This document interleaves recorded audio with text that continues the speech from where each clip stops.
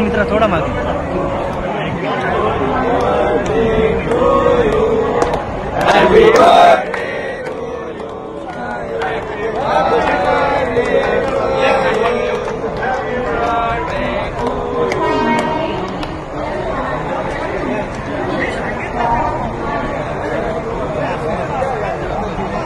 सोबत केक कापून वाढदिवस साजरा होतोय, काय भावना आहे तुमची?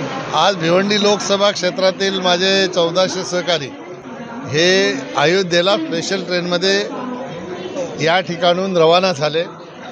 त्यांच्या गाडीला हिरवा झेंडा दाखवण्यासाठी मी इथं आलो होतो, पण भारतीय जनता पक्षाच्या उत्साही कार्यकर्त्यांनी उद्या माझा वाढदिवस असल्यामुळे ते या ठिकाणी केक घेऊन आले आणि मी स्वतःला भाग्यवान समजतो की राममय वातावरणामध्ये माझ्या वाढदिवसाचा पहिला केक आज या ठिकाणी कापला गेला.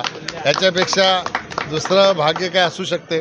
मला असं वाटतंय स्वतःला की अयोध्येला माझे कार्यकर्ते आज या ठिकाणी रवाना झाले, पण त्यांच्या माध्यमातून वाढदिवसाच्या निमित्ताने रामलल्लांचा आशीर्वाद आज 100% मला मिळेल अशा प्रकारचा मला विश्वास आहे. कदाचित रामलल्लांच्या मनातच हे असावं की तुमच्या कार्यकर्ते जे इथून रवाना होणार आहेत त्यांच्यासोबत तुम्ही तुमच्या भावना इकडे पोचवा. त्या भावना पोचल्या की त्यांच्याच मार्फत आशीर्वाद तुमच्यापर्यंत पोचवण्याचं काम रामलल्ला करतील अशा प्रकारचं कदाचित रामाच्या मनात असावं, म्हणून कार्यकर्त्यांनी आज इथे केक कापण्याचा घाट घातला. मी स्वतःला भाग्यवान समजतो की माझ्या सगळ्या सामान्य कार्यकर्त्यांच्या पाठीमागे एक सामान्य कार्यकर्त्याचा वाढदिवस आज सामान्य ठिकाणी रेल्वे स्टेशनवर साजरा झाला. हे निश्चितपणाने चांगलाच अनुभव आहे. एबीपी माझा, उघडा डोळे बघा नीट.